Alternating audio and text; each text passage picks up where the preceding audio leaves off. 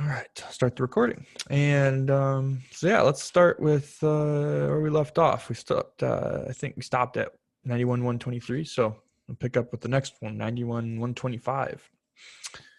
So this regulation, like I said, there's text that goes with some of these. And this one in particular, there is a lot more text, but this is what you need to know. So this regulation is about light gun rules and what light gun rules mean.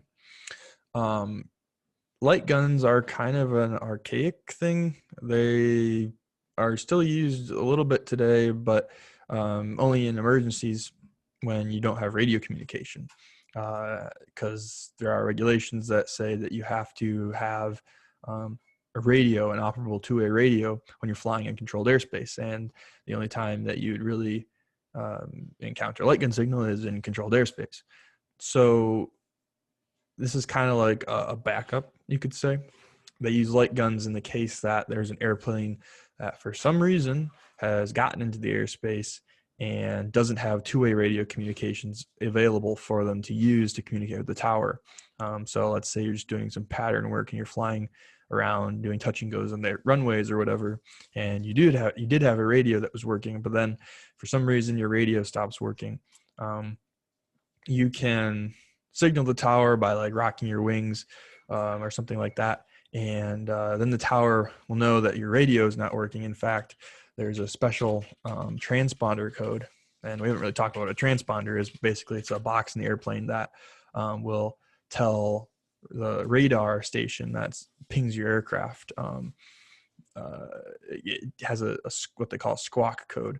And this squawk code replies to the radar ping with that code, and that is how the radar station is able to identify you uniquely. And so everybody's given a unique squawk code, and on a radar scope, that squawk code will come up. And there are certain squawk codes, which we'll talk about later. There's 3 of them, which are used in emergencies only. And one of those is 7600, which is used when your radios are failed. And so when your radios are failed and you're in controlled airspace, you can dial in 7600 on your transponder, and it'll let the tower know that basically you don't have any radio communications. That might be that you can hear them, but you can't transmit out, or that you can't hear them, but you can transmit out, or you just have no communication at all. And so in that case, however you let the tower know, then they will get out the light gun to help you land safely and not conflict with any other traffic. So this regulation basically goes over what those light gun signals mean. And this is kind of interesting, is on my check ride, this is the only thing that I didn't really remember.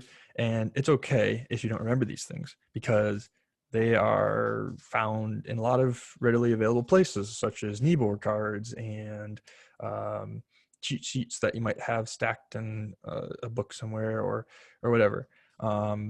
You probably will never use these, but in the case that you do, it's good to know what they are. So yeah, that's kind of a lot of background on the regulation, but basically you just have to go through and memorize these like the rest of it. So, but I'll briefly go through what each of these mean and kind of talk about them. So first, let's start with the steady green. So if the tower gives you a light gun signal, which maybe I'll pull a picture up after we talk about these. Basically, it's just a light that comes from the tower, and it's a color or flashing colors. And so if it's steady green, basically there's 2 meanings. If you're on the ground and if you're in flight, they have different meanings. So if you're on the ground and you see a steady green light coming from the tower, means that you are cleared for takeoff. I'm not really sure when this would be applicable, but yeah, there it is. If it's steady green and you're in the air, then it means you're cleared to land. And so you can just kind of go through this table and see, for some of these, they don't have 2 uses, like flashing white when you're in flight does not mean anything. Some of them mean the same thing, like alternating red and green means exercise extreme caution, no matter if you're on the ground or in the air. But, the major ones like cleared for takeoff, cleared to taxi, cleared to land, those big ones, and exercise extreme caution are probably the ones that you'll get questions on about what they mean. So, yeah. Any questions about light gun signals? We kind of talked a lot about that. Let me see if I can pull up a picture of what one looks like real quick here.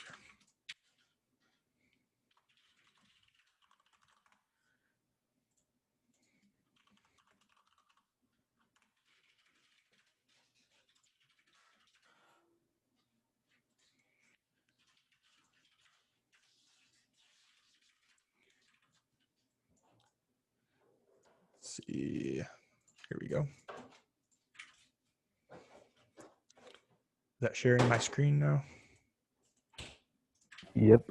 All right. So this is kind of what one would look like. So if you're on the ground, up in the tower, you'll just see like a little light coming from the tower. I think once with one of my instructors, I went up and I saw one of these. This is pretty much what it looks like. It's just some color of light, and it's coming from the tower, and it'll be flashing or not flashing. It'll be either red, white, or green.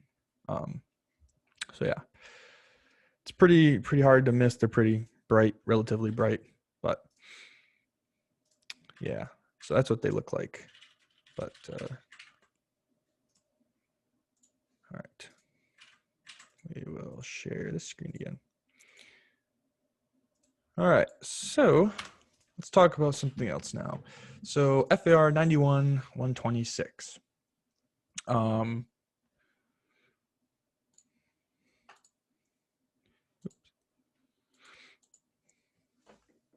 Is that sharing my screen? I can't tell if it is or isn't. Yep. Okay. It's on the slides right now. Okay, So. cool. It doesn't have the weird. Okay. So yeah, FAR 91-126. So this one is talking about Class G airports and how you're supposed to operate aircraft in an uncontrolled field. So I'll just read it real quick. So Section A, unless otherwise authorized or required, each person operating an aircraft or in the vicinity of an airport in a Class G airspace area must comply with the requirements of this section. Direction of turns. When approaching to land at an airport without an operating control tower in Class G airspace, each pilot of an airplane must make all turns of that airplane to the left unless that airport displays approved light signals or visual markings indicating that turns should be made to the right, in which case the pilot must make all turns to the right. And there's more to that, but apparently I just cut it off there. So basically at uncontrolled fields, which normally are Class G airports, there are a few like Class E airports, but technically Class E is controlled airspace, but it gets a little bit confusing. So at untowered airports in Class G airspace, you don't have anybody telling you what to do. And so you have this regulation which tells you how to operate at those airports. And so the usual traffic pattern for every runway when you're landing is going to be making turns to the left and making a left turn pattern around a runway. So in fact, I'll bring up an aeronautical chart here.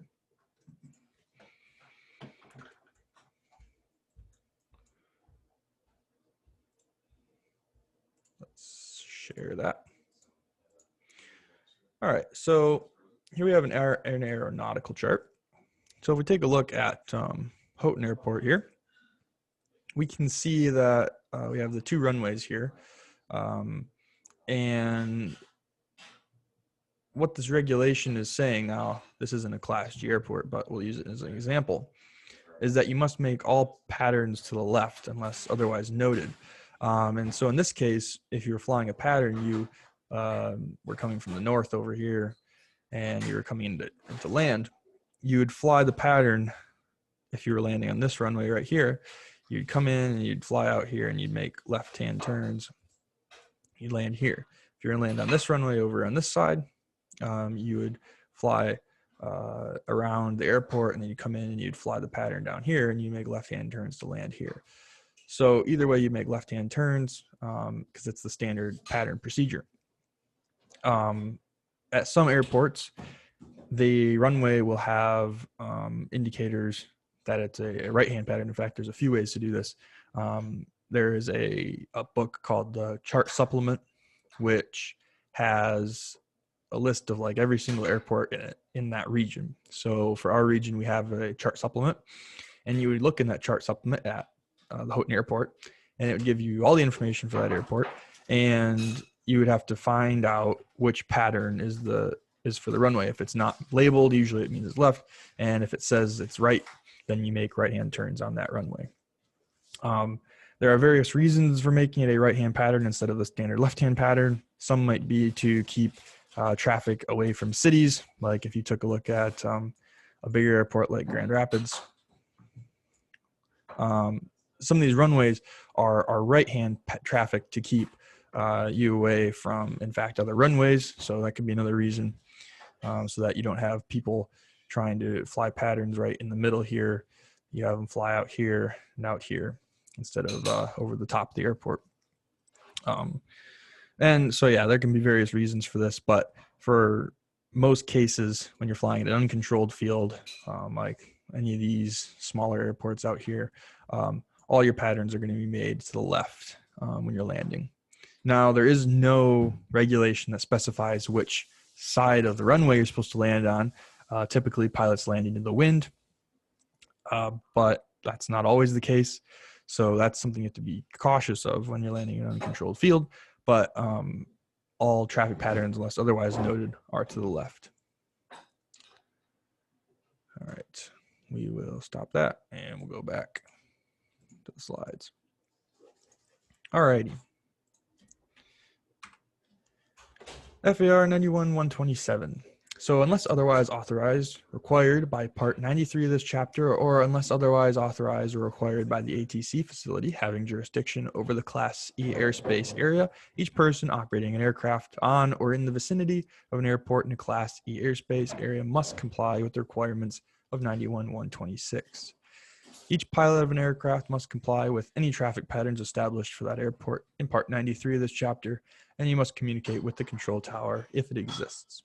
So this is similar to the last one. However, some Class E airspace airports might have a control tower, depending on the circumstances. Houghton Airport does not have any control tower. It is technically a Class E airport. So in this case, you would look at the published documents for that airport and see what the traffic pattern is, what the standard procedures are, and that's what you'd follow for that airport. So yeah. And if you haven't gotten the pad yet, we're going to just kind of go through each airspace type and kind of talk about the standard operating procedures. So we just went through Class G and E. There are technically 4, I guess, types of airspace around airports. So now we're going to talk about Class Delta or Class D airspace. This is similar to the next one we're talking about, which is Class C, but it's a little bit different. We'll kind of talk about that. So in Class D airspace, around an airport, you must comply with ATC. You can deviate from any regulation in this section given ATC permission. You must obtain and maintain two-way radio communications prior to and during operation in the airspace. If you're departing a satellite airport inside of that Class Delta airspace, you must maintain contact as soon as practicable after departing. If equipped, you must remain at or below the visual approach slope indicator's glide slope until necessary for landing. You must follow the left traffic pattern unless otherwise noted. You must follow all noise abatement procedures if required. You must obtain ATC clearance before taxi takeoff or landing if tower.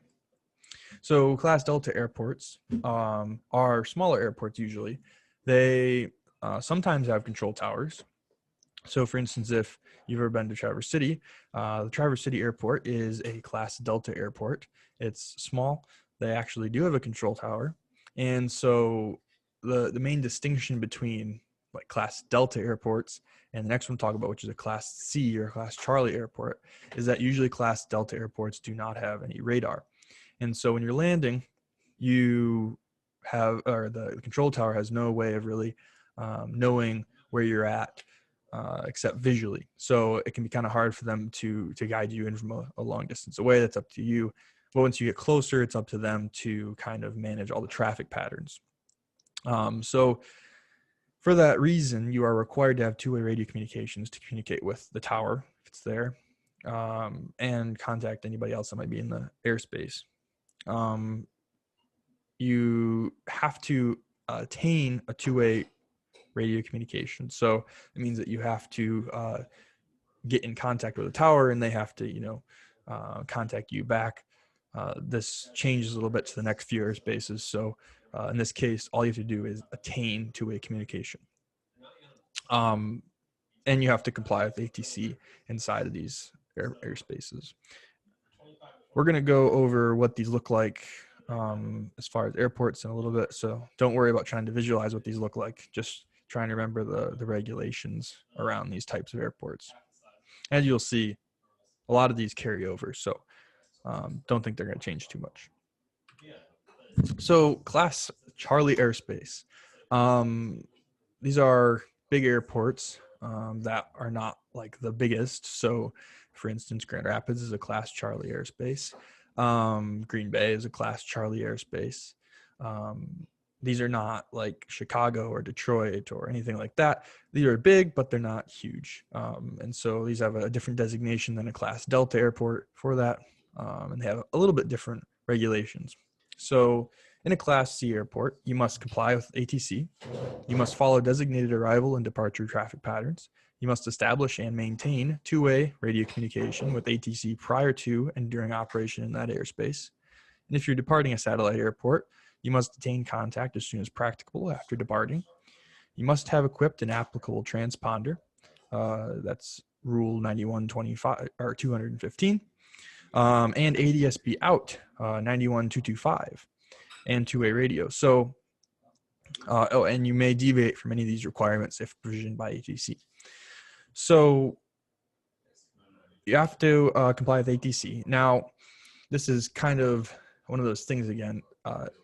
Mostly every, as far as I know, Class C airport has ATC at it that's staffed. Now, some Class C airports do not have fully staffed ATC 24/7. And so sometimes during the night, Class C airports will transition over to a Class G airport where there's no tower, as is the case for Grand Rapids and a few others that I know of. And so as long as there's an operating ATC, and that time is published too. So as long as there's an operating ATC, you have to comply with their instructions and you have to follow all these regulations for a Class Charlie airport. So in a Class Charlie airport, you have to establish and maintain two-way radio communications. Now, this is kind of different. In this case of a Class C airport, you can't just ring them up and be like, I'm going to come into your airspace or whatever. They, have to clear you into the airspace. They have to like, you have to send a request to enter the airspace first. So you have to get clearance to enter. And then if they acknowledge you by specifically saying like your tail number or something that specifically identifies you and your aircraft, then you are allowed to enter their airspace. If they acknowledge you but don't specifically specify anything about you that would identify you uniquely, like they don't say your tail number or anything like that, then you're not cleared into their airspace. And so that's kind of a distinction. And this is kind of ramped up, as we'll see in Class B, but we'll get there in a second. So the satellite airport thing, I didn't think I talked about last slide, but these are airports that are inside of the bigger airspace. So these would be airports that are probably closer than like 5 to 10 miles of a Class C airport. And when you're that close and you depart, you're going to wind up inside the airspace pretty quick. And so you have to make sure that you contact the controlling airport as soon as possible, or as soon as practicable, to make sure you let them know of your plans if you have any. Now, if you're not going to go directly into the airspace, you don't have to, but it's probably still a good idea to let them know that. So the thing you need is you need to have a transponder. And as of recently, this is a very recent regulation. I think it's only a few years old now. You're required to have ADSB which is a newer version, and it's kind of replacing radar in a way, and probably will eventually replace the transponder as well. Basically, what that is just a device that allows a wider scope of airplanes, basically. So ATC doesn't just have a limitation of the radar facility. Now they can communicate with anybody that has the ADS-B receivers, and this is how sites like FlightAware and Flight Radar 24 operate. They pick up these ADS-B bands, and then they can plot these airplanes. So it's a lot better than the radar, and pilots get return information like radar information, so like NEXRAD radar, so weather, and flight information, TCAS warnings, stuff like that. So ADS-B is a really great tool, and you are required to have it at least ADS-B out now when you're flying in Class C airspace. And of course, you must have a two-way radio communication. So transponder, ADS-B, two-way radio.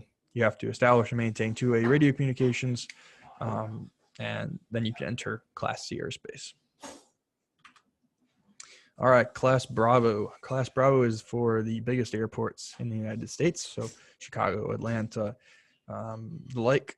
And as such, they have very strict requirements as to how and why and for what reason you may enter their airspace.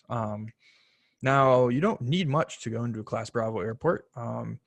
However, it can be a little bit tricky sometimes depending on the time of day, whether or not you'll be stuck going around forever trying to avoid larger aircraft. But beside the point, you only need a private pilot certificate. As a base level, there are some exceptions to that in order to operate inside Class B. So you don't need much, but like I said, it's kind of tricky. So you have to plan it right. But anyway, so to summarize the regulations, you must operate in compliance with 91 to 129. You must obtain ATC clearance prior to entering Class B. If conducting flight training at a satellite airport, you must comply with ATC procedures. You may not take off, land, or operate an aircraft within Class B unless you have a pilot certificate or a recreational pilot certificate with requirements in 61-101 Section D, sport pilot certificate with requirements in 61-325, a student pilot certificate with requirements in 61-94 or 61-95, and you must have equipped an applicable transponder, ADS-B out, and two-way radio.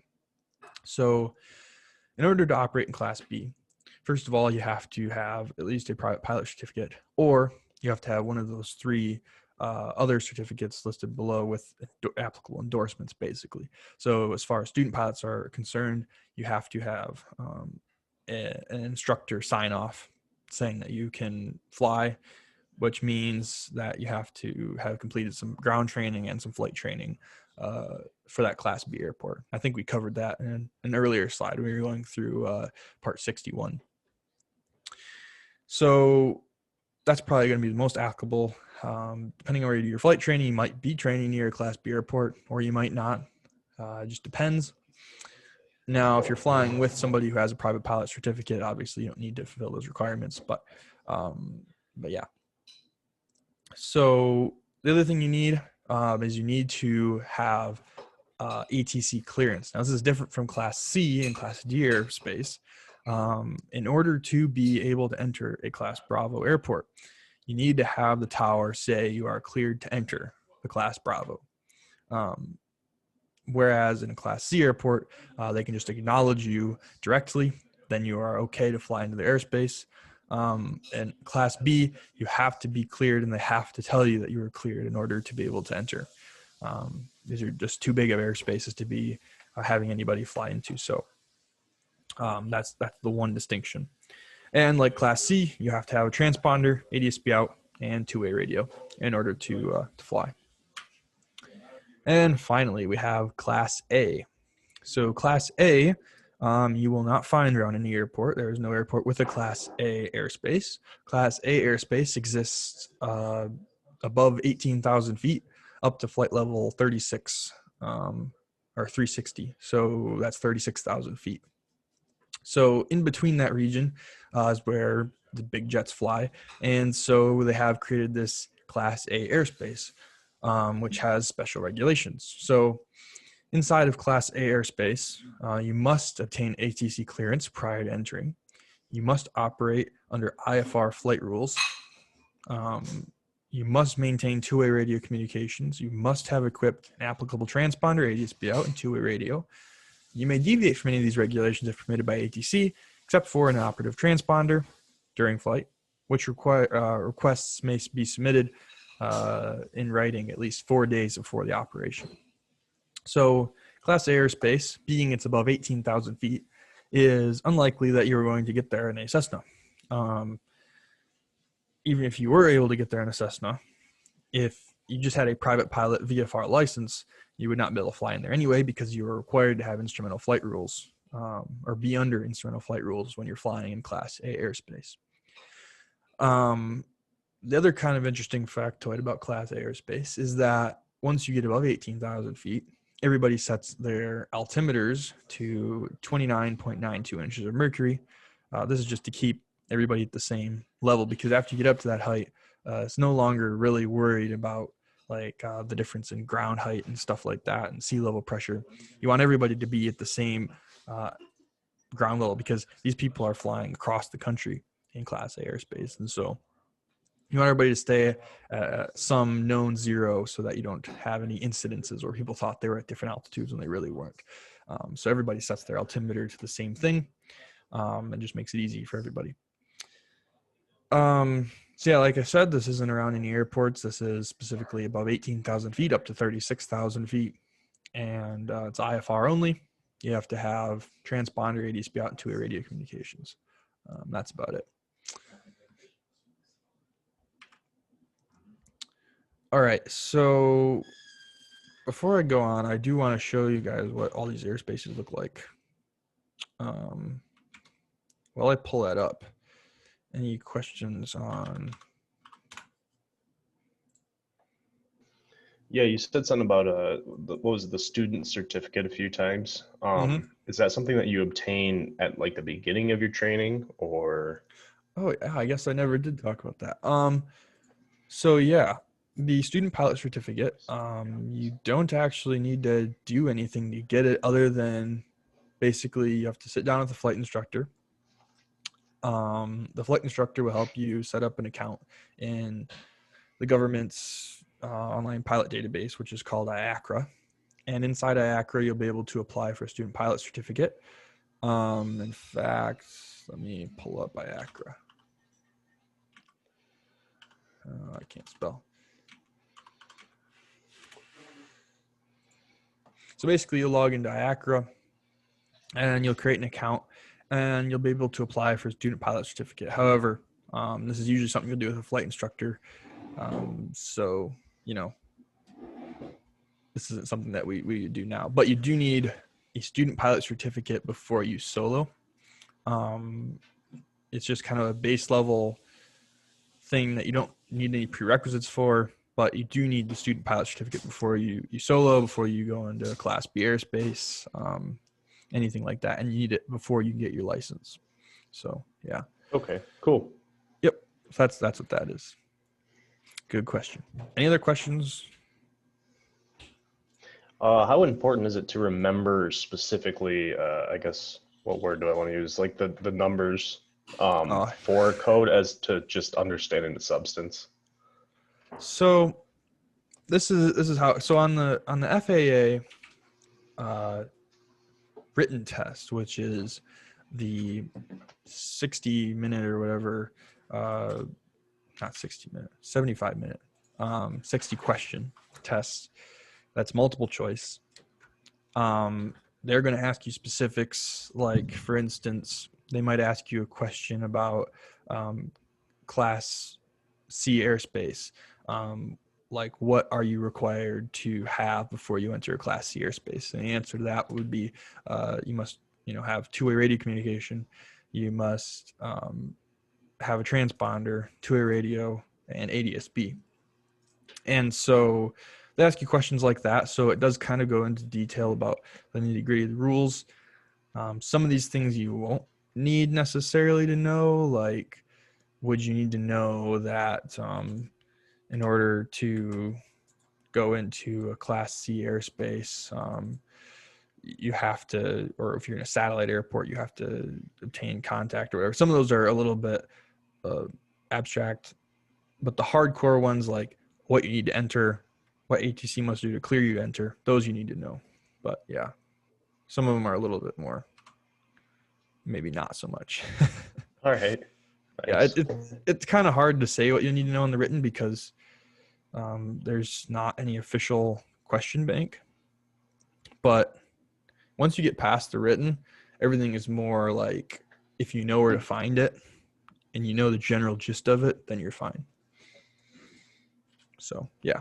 Okay, that makes sense. So I don't need to go Yep. through and, get all the regulation numbers tattooed on my forearm so I No, can no, no, remember no. where the Yeah, no. If you, yeah, I would not. Yeah, yeah. Don't worry about the actual numbers, but like just know the gist of like, oh yeah, so like Part 91 is about general operating rules. Part 61 is pilot regs and stuff like that. So Okay, cool. Thanks. yeah.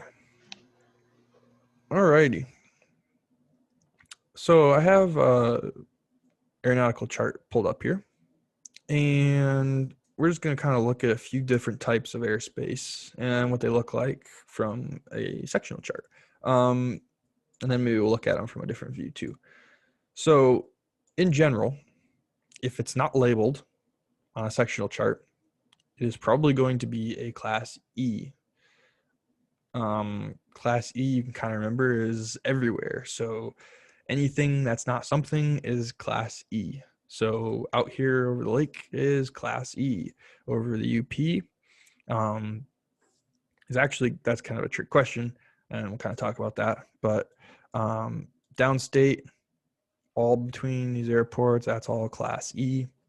And some airports are even Class E. So, like for instance, Houghton is a Class E airport. So, how you can distinguish these, and you can see this on it. If I had like an actual paper sectional, I could show you the legend. Actually, 1 second, I can pull up a legend. So, on a sectional chart, you'll have a legend. Wherever it shows, here it is. And on the legend, it'll tell you what the different designations are of classes of airspace. So like you can see a solid blue line here is Class B. A solid magenta line is Class C. If you have a dashed solid blue line, it's Class Delta. If you have a dashed magenta line, it's a Class E. If you have this kind of gradient magenta, that means that the Class E airspace starts at 700 feet inside of this, and then outside of that kind of fading magenta, it starts at 1,200 feet. So we'll kind of look at these and we'll kind of go through what they mean.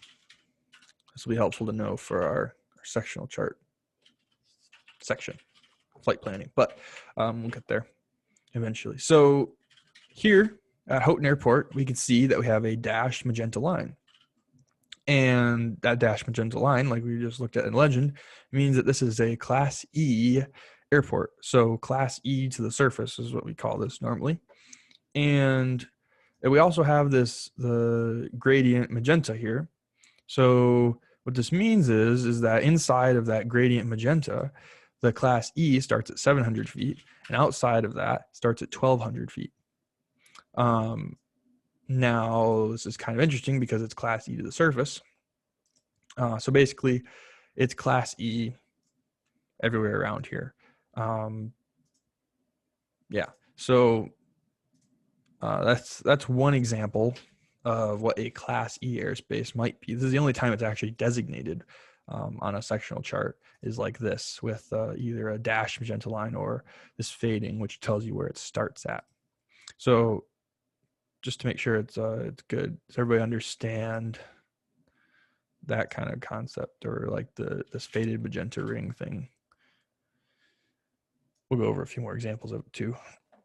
Yeah, makes sense. Okay, cool. So here is a different way that Class E is represented. So here we have this faded magenta ring around K.I. Sawyer, and what this tells us is that inside of this magenta ring, the Class E starts at 700 feet, and outside of it starts at 1,200 feet. Well, actually, that's not entirely true. Here we have a dashed solid blue line, which tells us that this is a Class Delta airport. And because it's a Class Delta airport, that means that actually inside this ring, it's Class Delta.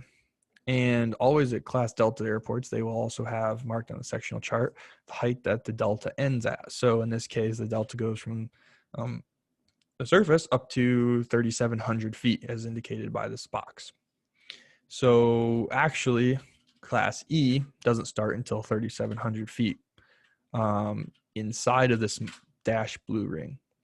But between this dash blue ring and this inside of the magenta line, the Class E starts at 700 feet. So you have Class Delta inside the blue up to 3,700 feet.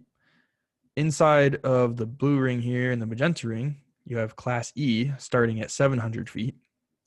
And then outside of this magenta ring, you have Class E starting at 1,200 feet. Now, I don't think I've talked about this, but if it's not Class E, so below 700 feet, it's designated as Class Gulf airspace. And so that airspace is also not marked on these sectional charts, but it's not going to ever really be, there are some cases where it does go above 1,200 feet, but generally anything that's below 1,200 feet and is not marked as Class E is going to be Class G. So if we take this example again, so we have Class Delta up to 3,700 feet inside of the blue. We have Class E starting at 700 feet between the blue and the magenta. Underneath of that Class Echo airspace from the ground to 700 feet is going to be Class Gulf. And then in this purple ring, it's kind of a transition zone. And then outside of that, you're going to have from the surface to 1,200 feet, Class G airspace. And then above that, from 1,200 feet up to 18,000 feet, you're going to have Class E airspace. So this is kind of a good all-encompassing example. Look at a few more here. So here's a weird one. This one is not a circle. In fact, this happens a lot more often than one might think. And basically, you get this area of Class E, which extends out from these runways here. Normally, when you see this, it means that these runways have instrument approaches. And so they extend out these Class E sections here so that planes that are flying these instrument approaches are inside of controlled airspace while they're doing so. So that's usually the reason for that. And yeah, they don't just have to be circles. So let's look at an airport that is Class G. So here we have Beaver Island. And this airport is a Class G airport. Now, because we have this magenta ring here, we know that Class E starts at 700 feet inside of here. But from zero surface to 700 feet, it's Class G. And then at 700 feet, it starts to be Class E. And then outside of it, it starts at 1,200. So you get that transition zone. I'm going to switch back to the world chart here, maybe. There we go. Let's look at a Class C airport. So here we go. Here is Lansing. And as we can see, we have a solid magenta line. And these solid magenta lines represent this as a Class C airport. Now this has two rings. And the way that Class C and Class B actually are designed, you have an inner core and you have an outer core. And the inner core starts at the surface and it goes up to whatever is designated on this chart. So in this case, we can see this little thing here. So the Class C and this inner ring starts at the surface and it goes up to 4,900 feet. And so that kind of gives you your basic layout of your inner core. And then on the outer core, we can see down here that it starts at 2,100 feet and it goes to 4,900 feet. And so you kind of get this like upside down cake, if you will, where you have the inner core as like the top of the cake and the outer core is the bottom of the cake, but it flips upside down. So you get this tiering effect. And they both go up to 4,900 feet, and that's the top of this. So anything above that's going to be Class E, up to 18,000 feet. Now, if you're inside of that, you are in Class C airspace. So that's your controlled airspace. And finally, can I interrupt real quick? Yes, go ahead. So the upside down cake model, I like it, but what is under the airspace on the outer ring then? That's not G again, is it? Right. So yeah, it actually depends on the airport. So in this case, like Grand Ledge here, that is Class G, up to 700 feet because it has the magenta, Oh, whatever okay. you want to call this. So what you get is you get a Class G to 700 feet. And then from 700 feet to 2,100 feet, you have Class E. And then starting at 2,100 feet to 4,900 feet, you get Class C. And then from 4,900 feet to 18,000 feet, you get Class E. So yeah, it's you just kind of get layers upon layers upon layers of airspace. Okay, that's only slightly confusing. Yeah, it's only slightly confusing. Let me see if I can find a picture airspace of what this looks like. So yeah, I mean, if you look at like this image here, this isn't, it's okay, but whatever. So like you have this Class A, which starts at 18,000 feet everywhere, overarching everything. I guess I misspoke already. It's flight level 600, flight level 660,000 feet. And then you have like Class B, which is multi-tiered. You have Class C, which is two-tiered. And then you have like Class D and other airspaces like Class E. They kind of look like this. There's one cone that goes up. And then you have like your Class G and your, we'll talk about this kind of Class G in a little bit. And so you get kind of these like tiering effects. It's kind of hard to visualize. This does a better job of just looking at it from top down. But if you can kind of see it like this is kind of like the overall picture. And so, like we were just talking about, we have like a Class G airport underneath this Class C ring. And so the Class G airport's right here, and it stops at 700 feet. And then it goes to Class E, and then it goes to Class C, and then it goes to Class E again, and then it goes to Class A. So if that makes more sense to trying to visualize. Yeah, the picture helps a lot. Okay, yeah. So yeah, that's kind of what airspace looks like from a different perspective, because this is kind of hard to visualize what it looks like. And yeah. So speaking of Class B is basically a bigger Class C. So you get more rings, different shapes, more tiers, lots of fun stuff. So just like Class C, it designates itself with these little markers which tell you what it goes up to. So the inner core here is from the surface to 10,000 feet. So that's pretty high. And it gets progressively, the rings start getting progressively higher and higher as you go further out. This is just to help with the IFR traffic flow and keeping everything separate, and the VFR traffic and the IFR traffic and all that. But anyway, so it's very similar. It's just blue and bigger. Now, there is actually two more things. This is actually a better. There is this type of airspace, which we didn't talk about because it's gray. So what does this gray mean? Well, as we can see, this airport is a Class Delta airport because it has blue lines. So in the inner core, we have a Class Delta airport, but this gray means something different. So this actually is what we call a TERSA. Now, a TERSA is a terminal radar service area. These are being done away with. They're old and archaic, and they will slowly die. But for now, there are a few of them that exist.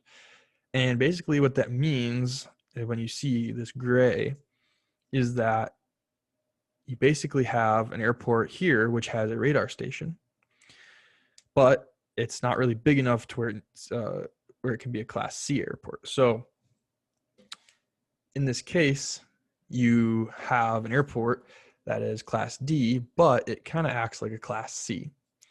And in fact, that's exactly what the regulation is. So when you have this TERSA, the airport can provide radar service, just like a Class C airport, should you want to opt into it.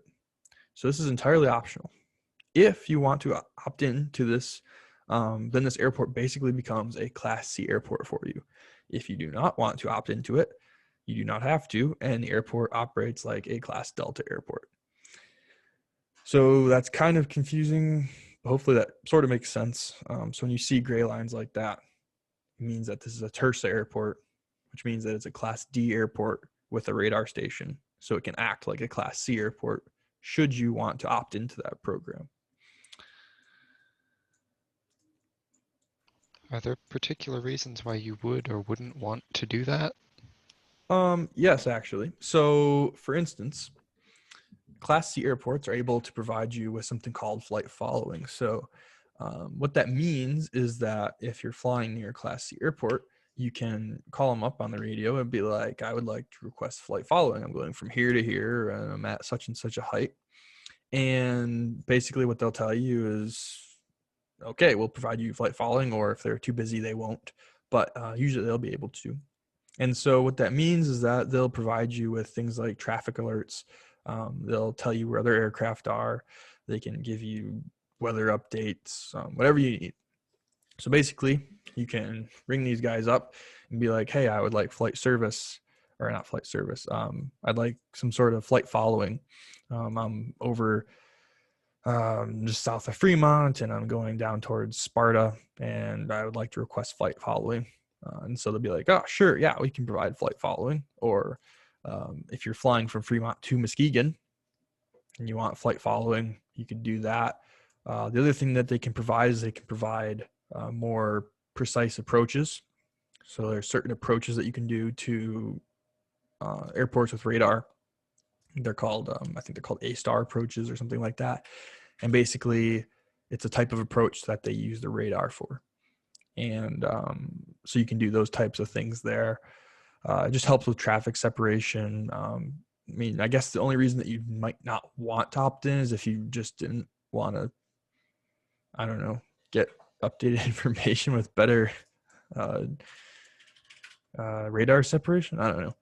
There's not really a good reason not to opt in, other than the fact that they're kind of dying anyway. But yeah, it's up to the pilot, I guess. But yeah, those are kind of the reasons why or why not you might do that.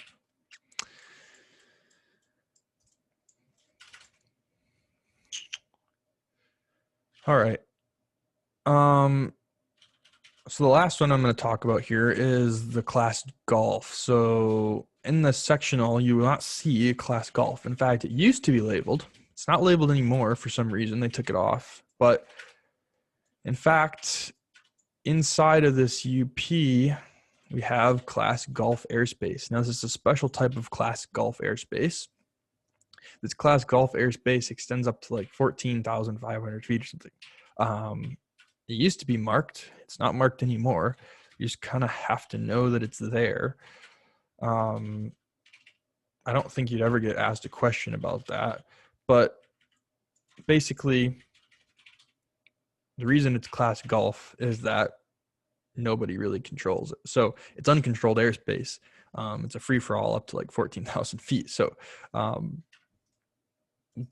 it's just one of those niche things that, you know, you never know unless you knew. So there you go. I'm pretty sure, I don't think they've changed it. So, but occasionally it is marked as Class G. That's a special type. That's Class G to like, I forget what the actual name of it is, but it's Class G to 14.5. So yeah, that's a thing. So yeah, we haven't really talked about sectional charts at all, so I don't really expect you to like remember all these markings and stuff. I just wanted to give you a better visualization of the airports when we're talking about the regs. So we'll talk more about that later. But as far as the regs go, though, any questions about regulations regarding any of these types of airports?